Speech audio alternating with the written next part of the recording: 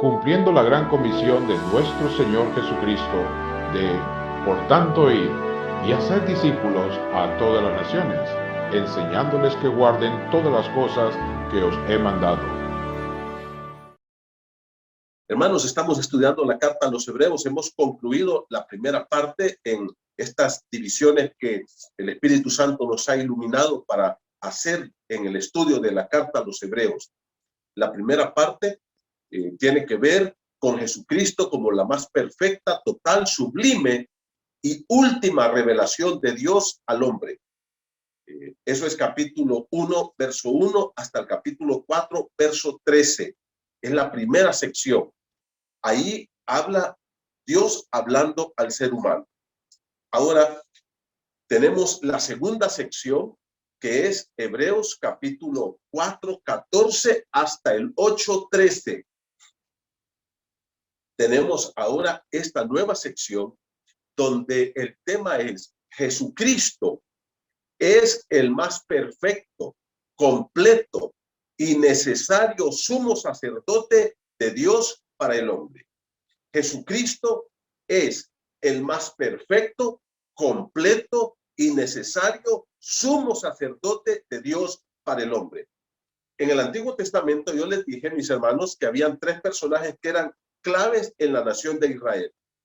Uno era el rey, que era el gobernante político, pero estaban los otros dos. El otro era el profeta. El profeta era el que recibía la voz de Dios, el mensaje de Dios, y lo traía, lo comunicaba al pueblo. En ese aspecto, Jesucristo es el más grande de todos. Y Él es la revelación perfecta de Dios para nosotros, hablándonos de parte de Dios, trayéndonos el mensaje de Dios. El otro personaje era el sacerdote. El sacerdote era encargado de acercar el pueblo a Dios. Entonces estaba el profeta que tomaba la palabra de Dios y la traía al pueblo, y estaba el sacerdote que tomaba el pueblo y lo llevaba a Dios. Y ahora Jesucristo es el que hace toda esta labor. Él trae la palabra de Dios como profeta, pero también nos acerca a Dios como sumo sacerdote que es. Es completo, total y perfecto. Así es que es hermoso la vida de nuestro Señor Jesucristo. Es lo más maravilloso que usted puede conocer. Ahora, ¿por qué era necesario, mi querido hermano, el profeta? ¿Por qué era necesario el profeta? Bueno, hay por lo menos dos, tres razones que quiero darles. En primer lugar, por el pecado del ser humano. Los humanos, todos los seres humanos somos pecadores. Romanos 3:23 dice, por cuanto todos pecaron y están destituidos de la gloria de Dios. La palabra destituido quiere decir que fuimos expulsados, sacados de la gloria de Dios por causa del pecado. Yo quiero que miren conmigo, por favor, Isaías, capítulo 59. Miren conmigo el profeta Isaías en el capítulo número 59. Y vamos a leer la Santa Escritura. Isaías capítulo 59, verso 1 y 2. Miren cómo dice la palabra del Señor. Dice, he aquí, no se ha acortado la mano de Jehová para salvar, ni se ha agravado su oído para oír. O sea, Dios dice, yo tengo mi mano lista para salvar a todos los seres humanos que se arrepienten y vuelven a mí, y mi oído lo tengo listo para escuchar. Ahora, ¿qué dice? Versículo número 2. Pero, y aquí está el problema, ¿no es cierto? Yo les he dicho, siempre que usted encuentre un pero, es un pelito en la sopa. Es una mosca en la sopa. ¿Qué dice? Pero vuestras iniquidades han hecho división. ¿Ya se dio cuenta? División entre vosotros y vuestro Dios. Y vuestros pecados han hecho ocultar de vosotros su rostro para no oír. Yo quiero decir esto y lo quiero decir con mucho respeto porque muchas personas no han recibido a Cristo como su Salvador personal, pero ellos creen que son hijos de Dios y ellos le oran a Dios. Pero ¿qué dice la Escritura? que hay un problema, el pecado que está entre el hombre y Dios. Nuestros pecados han hecho una división, nos han separado de Dios y ningún ser humano tiene la capacidad de acercarse a Dios de manera directa. Allá en el Antiguo Testamento, lo vamos a ver cuando entremos básicamente al capítulo 9 de Hebreos, se construyó primero el tabernáculo, allá en el desierto, Moisés construyó el tabernáculo y luego Salomón construyó el templo. En este lugar, y lo vamos a ver en el capítulo 9, dice la palabra de Dios que estaba al fondo, separado de todo lo demás, lo que se conoce o se conoció como el lugar santísimo. Ahí estaba el arca del pacto con los querubines. No el arca de Noé, porque hay gente que se confunde. No, el arca del pacto. El arca del pacto era una cajita pequeña, vamos a decir de 1 metro por 1 metro, más o menos. Y esa cajita, adentro estaba la vara de Aarón que reverdeció ahí en el desierto, estaba maná del que cayó en el desierto, y estaba también las tablas de la ley que Moisés quebró cuando bajó del monte. Y luego, sellado eso, en una urna, una caja de oro, sellada de oro, y luego encima estaban los querubines. Solo eso. Y ahí estaba la presencia de Dios en el lugar santísimo. Nadie podía llegar ahí. Cualquiera que intentara entrar ahí a ese lugar moría inmediatamente. Incluso los 2 hijos de Aarón, Nadab y Abiú, murieron por entrar ahí en forma incorrecta. Era imposible eso. ¿Qué estaba pasando? El camino al lugar santísimo estaba sellado. Ahora entonces, ¿cómo nosotros podemos acercarnos a la presencia de Dios? No podemos. Nuestros pecados nos han separado de Dios, mis amigos. Ustedes que no han recibido a Cristo no pueden acercarse a Dios. Hay gente que dice, no, pero que mire que Dios, es que hay una gracia que se llama gracia general, que es la gracia de Dios para todos los seres humanos. El hecho de que Dios te da salud, vida, trabajo, agua, aire, casa, familia, dinero, todo lo que tienes es parte de la gracia de Dios. Por ejemplo, Santiago dice que Dios hace llover sobre justos e injustos, o sea, sobre buenos y malos. Dios da comida a todos. ¿Cuál es el punto, mis queridos hermanos? El punto es que la salvación no se tiene hasta que no se reciba a Cristo. Y hasta que no recibamos a Cristo, no volvemos a lo que le llama Pablo, nuestra reconciliación con Dios. Entonces, a través de Cristo, ahora como nuestro gran sumo sacerdote, nosotros podemos acercarnos hasta lo que dice el escritor de Hebreos, que es el lugar santísimo, que es la misma presencia de Dios. Pero también tenemos esa incapacidad. Mira, no solamente estamos separados por nuestro pecado, sino que también la segunda razón por la cual necesitamos un sumo sacerdote es porque no tenemos la capacidad de hacer o de construir un puente para acercarnos a Dios. Es imposible, es completamente imposible. Por tanto, necesitamos a ese sumo sacerdote que nos lleve hacia la presencia de Dios. Necesitamos la ayuda de nuestro Señor y Salvador Jesucristo. Y en esta noche, mis hermanos, ahí en el capítulo 4 vamos a ver la primera parte del estudio que tiene que ver con esta sección. ¿Okay? Jesucristo, el más perfecto, completo y necesario sumo sacerdote de Dios para el hombre. La primera parte está aquí en el capítulo 4 del 14 al 16, donde Jesús es nuestro gran sumo sacerdote, pero está en la casa del Padre. Mira qué tremendo esto. Y ahora mire conmigo, vamos a leer estos versículos 4, 14 al 16. Dice, Por tanto, y quiero decirte que aquí hace un traslape, solo que vuelve a usar esta conclusión, pero el tema que va a abordar es otro, es otro. Y dice, teniendo un gran sumo sacerdote. ¿Qué quiere decir teniendo? Lo tenemos permanentemente, siempre, completamente, día y noche. Y mire cómo dice el versículo número 14, que traspasó los cielos. Jesús, el Hijo de Dios, retengamos nuestra profesión.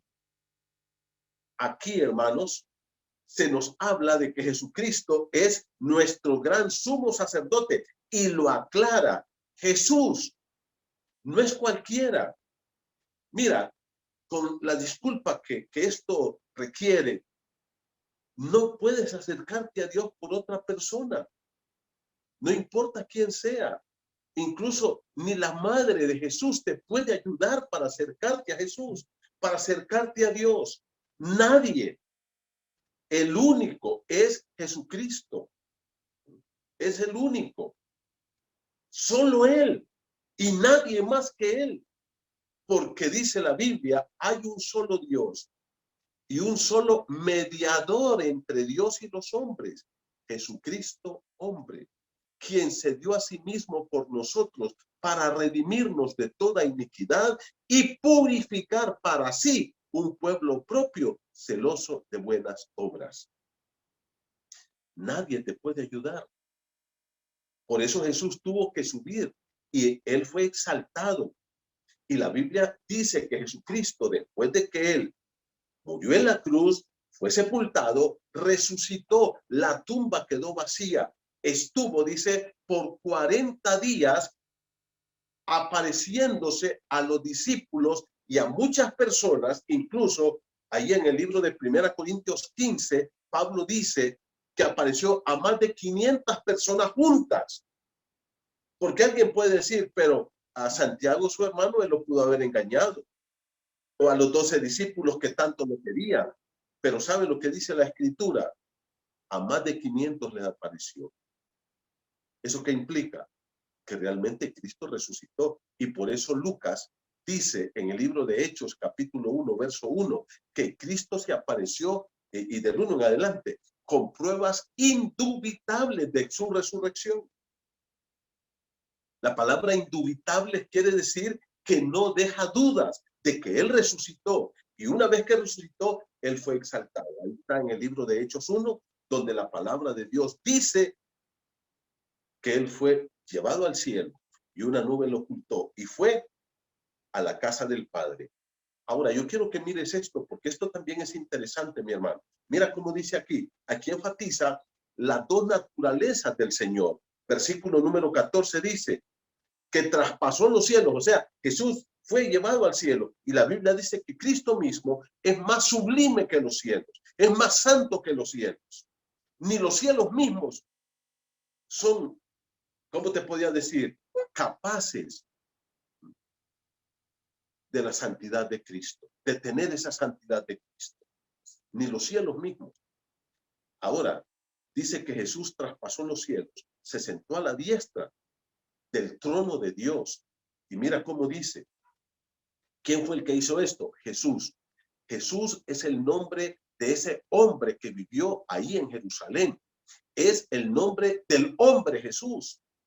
Enfatiza la naturaleza humana de Cristo, pero también dice el Hijo de Dios. El Hijo de Dios enfatiza la naturaleza divina de Cristo. Él es Hijo de Dios y como tal lo que quiere decir es que Dios mismo, de la misma naturaleza, esencia y sustancia del Padre. Yo quiero que vayas conmigo a Primera de Juan. Mira el capítulo 2, por favor. Primera de Juan, capítulo 2. Y hermano, esto que vamos a ver ahorita es muy emocionante, es muy iluminador. Yo quiero que tú mires esto. Dice así la palabra de Dios. Primera de Juan, capítulo 2, versículo número 1 y 2. Dice así. Leamos la palabra de Dios juntos. Me encanta estudiar la Biblia contigo. Dice, hijitos míos, estas cosas os escribo para que no pequéis. El propósito, dice el apóstol Juan, de escribirles esta carta, primera de Juan, es para que ustedes ya dejen de pecar. Hermano, y te voy a decir algo. Desde Génesis capítulo 3 hasta el libro de Apocalipsis, toda la escritura, mírala como la mire, para arriba, para abajo, a la derecha, a la izquierda, atrás, adelante, toda se enfoca en este punto. Dejemos el pecado. Dejemos el pecado. Y luego, ¿qué dice? Estas cosas os escribo para que no pequéis. Y si alguno hubiere pecado, mira cómo dice, abogado. La palabra abogado aquí es ese sumo sacerdote. Paracaleo es en el griego, o paracleto. Alguien que está ahí para defenderme ante el Padre. Ahora, ¿qué es lo que tenemos aquí? Mire, voy a terminar de leer. Dice, y si alguno hubiere pecado, abogado tenemos para con el Padre, a Jesucristo el justo. ¿Quién es el que está allá ante el Padre? Es el Señor Jesucristo. Entonces, mira, aquí tenemos 4 personas involucradas en esto. 1, está Dios, el Padre, que es el juez del universo. 2, está el abogado, se llama Jesús. 3, estoy yo, como el acusado. Y 4, está el fiscal. ¿Ah? ¿Quién es el fiscal? Es Satanás. Él nos acusa. Mira conmigo Apocalipsis 12, por favor. Mira conmigo Apocalipsis capítulo 12. Dice así la palabra del Señor. Apocalipsis capítulo 12. Dice la Biblia en el versículo capítulo 12, versículo 10, dice, esta escena es apocalíptica. Esto va a ocurrir, hermano, a la mitad de la semana 70 de Daniel, cuando se cumplan los primeros 3 años y medio de la tribulación. Ahí va a pasar esta escena. ¿Cuál es la escena? Dice, entonces oí una gran voz en el cielo que decía, ahora ha venido la salvación, el poder y el reino de nuestro Dios y la autoridad de su Cristo, porque ha sido lanzado fuera. ¿Fuera de dónde? Fuera del cielo. El acusador de nuestros hermanos, el que los acusaba delante de nuestro Dios día y noche. Hay gente que pregunta, ¿dónde está el diablo? Hay gente incluso que cree que el diablo es omnipresente, que allá está el diablo y allá está el diablo al mismo tiempo. No. El diablo es un ser creado y solo puede estar en un lugar, solo en uno, no más. ¿Y sabe dónde está él? Está allá, acusándonos. ¿Qué dice Apocalipsis 12:10? Día y noche.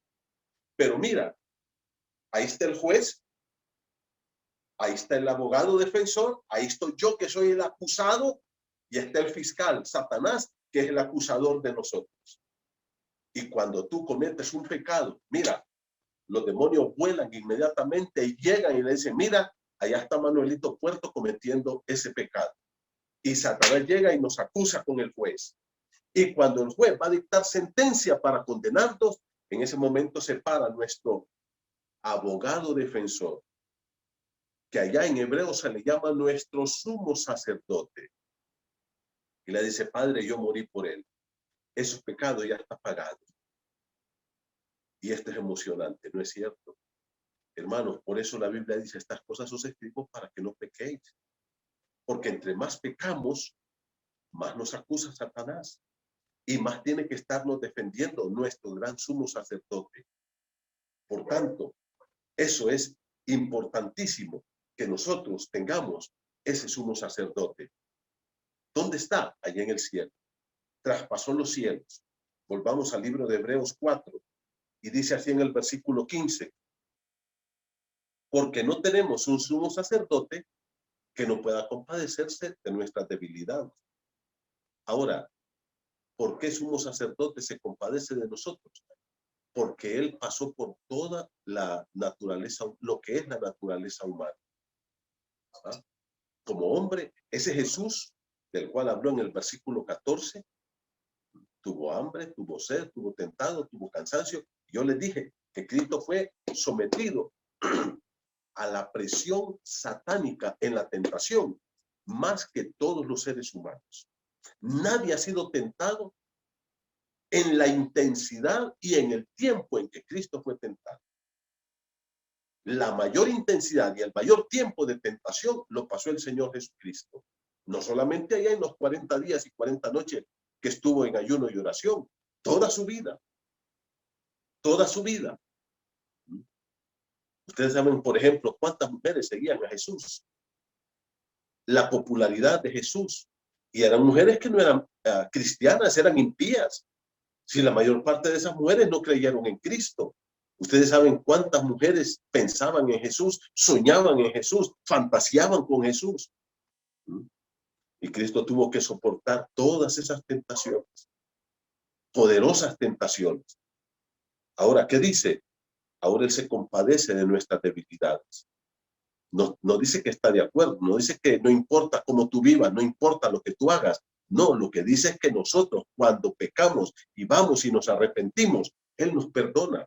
Él intercede como nuestro gran sumo sacerdote ante el Padre para que nosotros tengamos el perdón. Versículo 15 dice, sino uno que fue tentado según nuestra semejanza, como hombre, igual, pero sin pecado. Y ahora, ¿cuál es el llamado? Acerquémonos.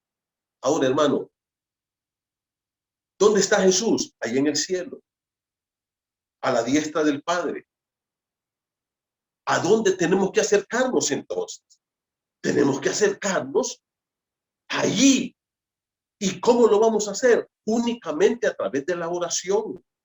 Hermano, la oración es imprescindible. La oración es la vida del Hijo de Dios. La oración es la clave de la victoria. La oración es la clave de un crecimiento espiritual, de un depender del poder del Espíritu Santo. Acuérdate lo que dijo Jesucristo, separados de mí, en Juan 15, nada podéis hacer. Tú y yo tenemos que estar de rodillas día y noche en oración. ¿A dónde dice? Acerquémonos confiadamente al trono de la gracia. ¿Cuál es el trono? Ahí donde está el Padre. ¿Cómo nos vamos a acercar? A través de nuestro gran sumo sacerdote, que se llama Jesús. Para alcanzar misericordia y hallar gracia para el oportuno socorro. Y si tú quieres ver, va conmigo al capítulo 10 de Hebreos, para que mires que así termina esta sección. La otra sección que vamos a estudiar también, capítulo 9 y 10, dice la palabra del Señor así. Mire lo que dice el versículo número 19, Hebreos 10, 19. Mire lo que dice la escritura, por favor. Dice, así que hermanos, dice, teniendo libertad para entrar en el lugar santísimo. El lugar santísimo en el templo no había libertad, solamente el sumo sacerdote una vez al año. Eso lo vamos a ver en capítulo 9 y 10. Ahora, nosotros tenemos esa libertad. Hermano, cuando tú vas manejando, tú puedes orar. Eso no te quita un tiempo de estar a solas con Dios temprano en la mañana o en el mediodía o en la tarde, pero tienes que apartar un tiempo para estar con Dios. Y entre más lo hagas, es mejor. Dice, versículo número 19. Así que, hermanos, estamos en Hebreos 10, 19. Teniendo libertad para entrar en el lugar santísimo por la sangre de Jesucristo, por el camino nuevo y vivo que Él abrió a través del velo, este es de su carne, y teniendo un gran sacerdote sobre la casa de Dios. Allí se fue Jesús. Eso es lo que dice Hebreos capítulo 4, versículo 14. Que tenemos un sacerdote, un sumo sacerdote que traspasó los cielos, y al traspasar los cielos, según el versículo número 21, Hebreos 10, 21, dice que está en la casa de Dios, se sentó ahí en el cielo a la diestra del Padre, del gran trono del Dios Padre. ¿Y qué dice? Versículo número 22. ¿Cuál es el llamado? Acerquémonos. Acerquémonos. Hermano, el llamado una y otra vez es, vengan. Ahí está el poder de Dios. Tenemos capacidad de ir porque Cristo nos capacitó para acercarnos a través de Él al Padre, para vivir en esa intimidad con Dios. Tienes que orar más, hermano. Tienes que clamar a Dios día y noche. Ya todo está listo. La rebeldía está aquí en el corazón. La dureza está aquí en nuestro corazón. El camino está abierto. La libertad para entrar al lugar santísimo, que es la misma presencia santa de Dios, todos la tenemos. Tenemos el gran sumo sacerdote, tenemos todo, pero no lo queremos aprovechar. Y vivimos vidas miserables, llenas de carnalidad, llenas de materialismo, llenas de pecado. Porque yo te voy a decir una cosa, mi hermano. Estar 2 horas viendo esos teléfonos, estar 2 horas en Facebook, viendo y leyendo tonteras, o estar incluso viendo películas obscenas, sucias, viendo un partido de fútbol, se te van como agua. Pero quédate 2 horas de rodillas ante Dios, ¿cómo nos cuesta? ¿No es cierto? Eso habla de la rebeldía de nuestro corazón. Eso habla de la dureza de nuestro corazón. Eso habla de a dónde está realmente nuestro corazón. Si Dios fuera la pasión de nuestro corazón, ahí estuviéramos nosotros en la presencia de Dios y disfrutáramos de esa intimidad con Dios. ¿Cuál es el llamado? Acerquémonos. Ahora, el capítulo 5 del 1 al 10, esta es la segunda sección. Estamos en la segunda parte de la división mayor del libro. ¿Cuál es la división mayor? Jesucristo es el más perfecto, completo y necesario sumo sacerdote de Dios para el hombre. ¿Qué sección es esa? Capítulo 4:14 hasta el 8:13. Toda esa sección. ¿Cuál es la primera parte de esta sección grande? Jesús es nuestro gran sumo sacerdote en la casa del Padre. Allá está, en el cielo. Ahora, en segundo lugar, la segunda sección, Jesucristo es nuestro sumo sacerdote que cumplió todos los requisitos bíblicos, solamente que Él es de la orden de Melquisedec. Y hermanos, por favor, el viernes vamos a ver una exhortación que hace aquí el escritor. Y yo te voy a decir esto, escucha bien lo que te voy a decir, por favor. Tú puedes entender y explicar, porque te voy a decir esto, si no lo puedes explicar, no lo entiendes. Para poder entender bien algo, tú tienes que saberlo explicar. Si tú no lo puedes explicar, tú no me vengas a decir que lo entiendes. Ahora, si tú no entiendes y no puedes explicar qué significa el sacerdocio de Cristo según el orden de Melquisedec, léate todo el capítulo 5 del verso 11 al 14 y todo el capítulo 6. Eso es para ti. Eso es para ti. Una exhortación fuerte. Una exhortación fuerte. Pero lo vamos a dejar para el viernes, esa sección. Yo quiero que miremos hoy, capítulo 5 del 1 al 10. Cristo llenó todos los requisitos de un sumo sacerdote, pero él fue en un orden diferente, según el orden de Melquisedec. Miremos lo que dice el versículo número 5. ¿Cuáles son esos requisitos que debía tener el sumo sacerdote? Bueno, hay por lo menos 6 aquí. Número 1, versículo número 1.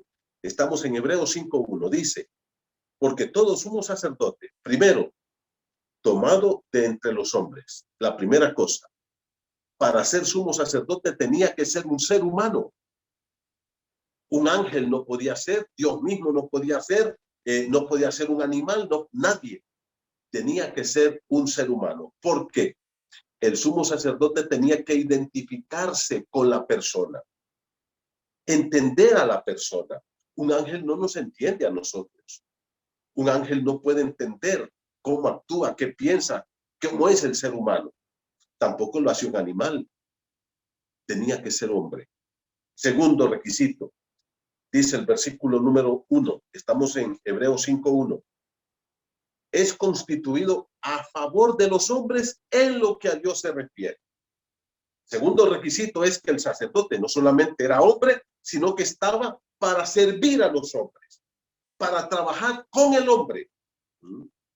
Con el hombre. Y les voy a decir esto, hermanos. Esto es importantísimo que lo podamos entender. Mira, en el templo se podían hacer muchas cosas, pero ¿sabe lo que Dios le había hecho a los sacerdotes? Ayuden a cada uno de los seres humanos que vengan a pedirles ayuda. El sumo sacerdote estaba para ayudar a las personas, y mire lo que dice, en lo que a Dios se refiere, en la relación con Dios, en el caminar con Dios, en la santidad con Dios. El sumo sacerdote estaba para ayudar a las personas a ser cada día más santos y a caminar cada día con Dios. Ese era su trabajo. Ese era su trabajo. Versículo número 1, estamos en Hebreos 5:1, tercer requisito, que podíamos ponerlo con el segundo, pero lo vamos a dejar aparte. Dice, mire, dice, para es un propósito, para que presente ofrendas y sacrificios por los pecados. Entonces, el sumo sacerdote, la gente cuando cometía un pecado o cuando cometía alguna impureza, venía al sacerdote, traía un corderito, una ovejita, un torete, cualquier cosa, y le decía, mira, aquí traigo esto porque yo cometí X o Y pecado. Él ponía la cabeza, las manos sobre la cabeza del animal y confesaba sus pecados, como queriendo decir, deposito mis pecados aquí encima de este animalito que no cometió ni un pecado, puro y santo, un animalito sin defecto. El sumo sacerdote mataba el animal y tomaba la sangre y la llevaba hasta allá. Y Dios perdonaba entonces. Entonces, este hombre ayudaba a la persona a restaurar su relación con Dios, a restaurar su caminar con Dios. Ese era el papel del sumo sacerdote. Y tenía, ya lo vamos a ver, tenía que estar permanentemente en ese trabajo. El sumo sacerdote no se podía dar el lujo de ser carpintero, de ser albañil, no se podía dar el lujo de ser comerciante, no se podía dar el lujo de andar en estas cosas porque no tenía el tiempo ni era ese su trabajo. Su trabajo era ayudar al hombre en su caminar con Dios. Primero, tenía que ser hombre. Segundo, estaba a favor de los hombres en su relación con Dios, para ayudar a los hombres en su relación con Dios. Tercero, para presentar ofrendas y sacrificios por los pecados de la gente. Cuarto, versículo 2, para que se muestre paciente con los ignorantes y extraviados. Cuarta cosa, tenía que ser una persona paciente. Allá venía aquel, ya viene otra vez con esta. Ya venís. No. Venga, hijo, sí, ya sé que usted pecó. Vino ayer con otro, pero bueno, hoy también. Y mañana venía con otro, y pasado. Y no era de pegarle un grito y decirle, bájate de aquí, ya me tenés harto. No. Tenía que ser paciente. Y mire, 2 calificativos le da aquí a las personas: ignorantes y extraviados.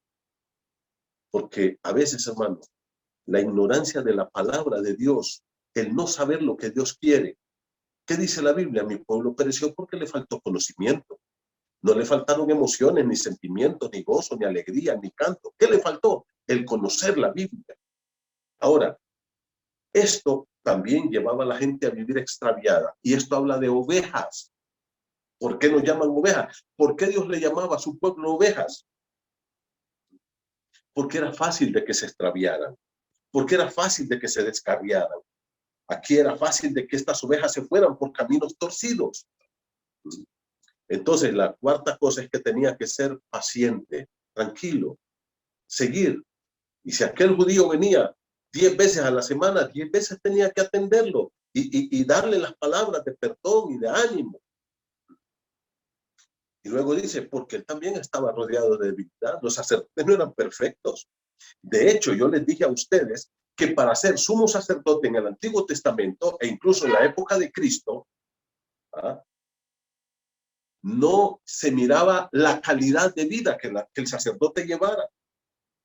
Lo que se requería era que fuera del linaje de Aarón. ¿Se acuerdan que les hablé del pedigrí del sacerdote? Él tenía que demostrar genealógicamente, por medio de su genealogía, la genealogía es la lista de antepasados en la vida de una persona, que él era de la línea de los sumos sacerdotes. Por eso los judíos eran muy estrictos en llevar esas genealogías. Y siguen siéndolo realmente. Ahora, ese pedigrí era lo que le daba al sacerdote su puesto de sacerdote. Él podía ser glotón y sinvergüenza. De hecho, los hijos de Elí dicen que violaban a las mujeres y que eran glotones y ladrones y eran sacerdotes porque eran hijos de sacerdotes. Ellos estaban rodeados de debilidad y de pecado. Por eso, el día más importante de Israel era el día de expiación que está en Levítico capítulo 16. Ahí en Levítico 16, mi hermano, primero era el día de expiación, el día del perdón, el día de ayuno obligatorio para todo judío. Ese día el sacerdote, el sumo sacerdote, entraba a este lugar santísimo. Pero primero iba con la sangre para que Dios perdonara sus pecados. Y luego entraba una vez más con la sangre para que Dios perdonara los pecados de todo el pueblo. Él estaba rodeado de debilidad. Por esa causa, versículo número 3, ¿qué dice? Por esta causa debe ofrecer por los pecados tanto de sí mismo como también por los del pueblo. Y ahora viene una quinta.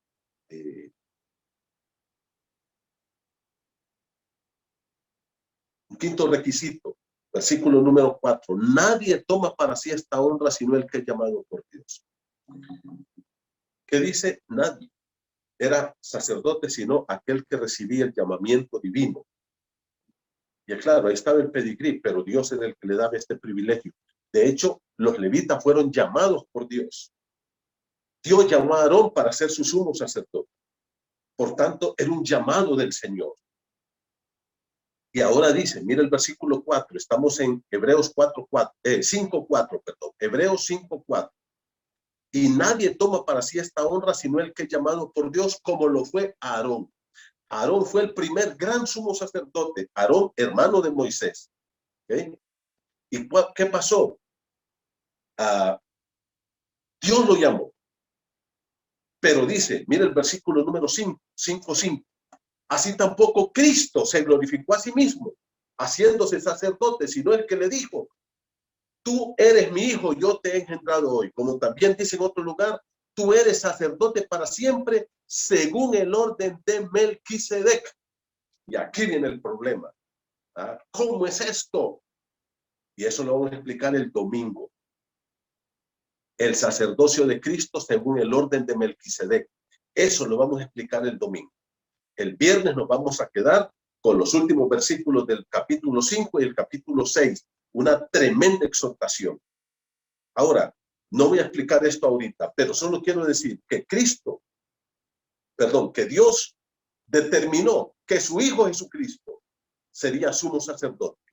Solamente que Jesucristo era de la tribu de Judá. Es el león de la tribu de Judá. Pero la tribu de Judá no tenía que ver nada con el sacerdocio. Los sacerdotes eran de la tribu de Leví. Y los sumos sacerdotes eran de la familia de Aarón. Solo la familia de Aarón podían ser sumos sacerdotes. Ahora, ¿cómo Cristo entonces fue sumo sacerdote si no era levita, ni era de la familia de Aarón? Porque fue declarado por Dios sumo sacerdote, mira el versículo número 6, según el orden de Melquisedec. Ahora entonces, él va a aplicar el sacerdocio de Cristo a su ministerio terrenal. Primero, Cristo cumple con todos los requisitos del sacerdocio. Del sacerdocio levita, arónico. Pero Cristo no es de esa orden, sino que es de la orden de Melquisedec. Pero aún así, él cumplió todo lo que está ahí. Él era hombre, fue hombre que pasó por tentaciones y todo lo que está ahí, Cristo lo cumplió. Solo que Cristo fue declarado sumo sacerdote según el orden de Melquisedec. Ahora la palabra aquí orden es la palabra tagis o taxis en el griego. Esa palabra, hermano, quiere decir dignidad oficial, el rango o la línea. Eso quiere decir. Fue declarado sumo sacerdote del rango o de la línea o de la dignidad oficial de Melquisedec. Y ahora entonces terminamos con estos últimos versículos donde habla de que Cristo aplicó el sacerdocio a su propia vida, cumpliendo con lo que era su papel de sumo sacerdote. Verso número 7, y Cristo en los días de su carne, o sea, cuando él estaba aquí en la tierra, quiere decir esto, en los días de su carne, ofreciendo ruegos y súplicas con gran clamor y lágrimas al que le podía librar de la muerte, fue oído a causa de su clamor, de su temor reverente. Aquí quiero solo explicar unas 2 o 3 cositas así rápidas. Primero, la Biblia dice que Cristo fue oído porque Cristo no pidió ser librado de la muerte. Cristo pidió que se hiciera la voluntad del Padre en su vida. Y por eso él murió. Y Dios le escuchó. Y por eso le mandó ángeles para fortalecerlo. Otro punto, versículo número 8. Y aunque era hijo, por lo que padeció, aprendió la obediencia.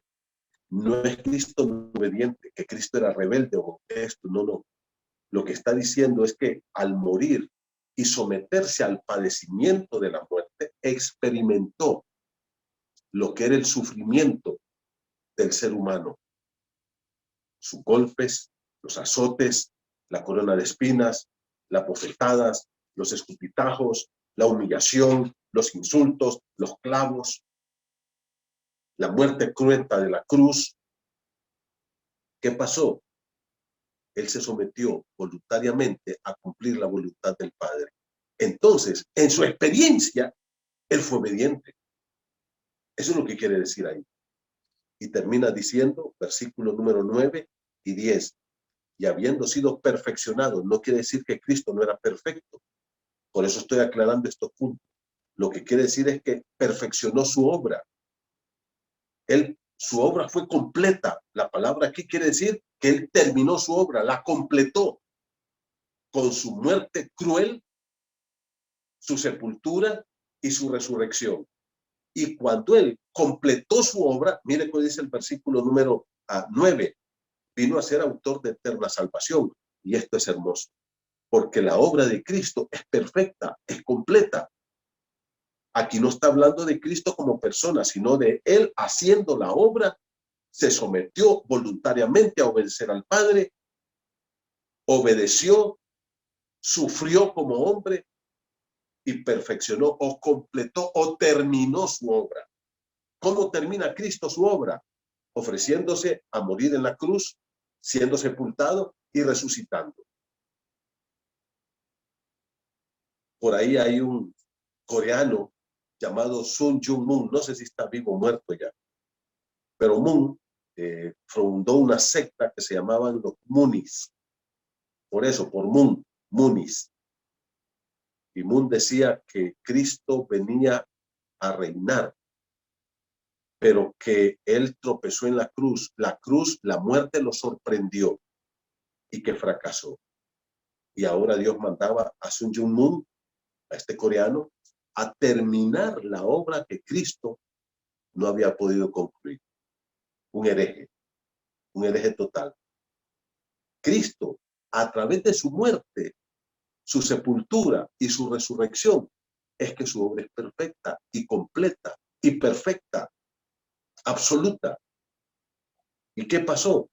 A través de esa obra, dice, él puede obtener, y mire, por favor, hermano, no lo digo yo, no lo digo yo, lo dice la Escritura, versículo 9, eterna salvación. Por eso dice que Dios nos ha dado vida eterna. Por eso Juan dice, quiero que sepáis que tenéis vida eterna, 5, del 11 al 13, primera de Juan 5, del 11 al 13, quiero que sepáis que tenéis vida eterna. Cristo no te ha dado salvación, ni vida eterna por 6 meses, hermano, ni por 3 meses, ni por un año. Es eterna. La salvación de Cristo es perfecta, es completa. No le falta nada. Nadie puede perder su salvación. Nadie. Nadie puede perder su salvación. ¿Y qué dice aquí? Versículo número 10, y fue declarado por Dios sumo sacerdote según el orden de Melquisedec. Recalque ese punto. Y de eso vamos a hablar el día viernes. Enfatizo aquí varias cosas. Uno, hermano, tenemos un gran sumo sacerdote, nuestro Señor Jesucristo. Como Hijo de Dios, Él nos manda a acercarnos al trono de la gracia, a ir a Dios permanentemente, estar en comunión con Dios.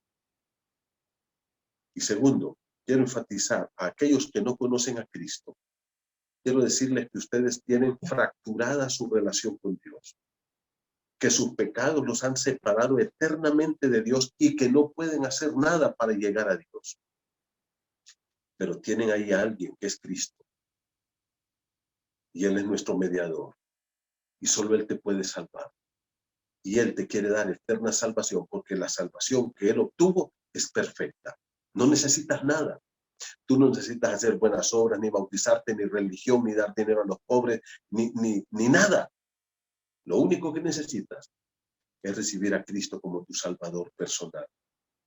Si tú quieres volver a ser amigo de Dios, regresar a la armonía con Dios, a la comunión con Dios,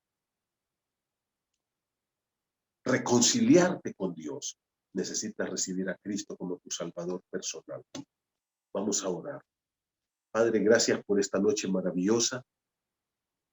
Querido Señor, perdónanos por llevar vidas tan lejos de ti, tan enfocadas en este mundo, en el pecado, en los medios de comunicación, en las redes sociales, en el materialismo, en el dinero, que no tenemos tiempo para orar, no tenemos tiempo para acercarnos a tu trono de gracia. Cambia nuestras actitudes, Señor, y ayúdanos a orar sin cesar. Y aquellos que están aquí que no te han conocido, Padre, toca sus corazones, que ellos puedan recibir a Cristo por la fe como su único Salvador.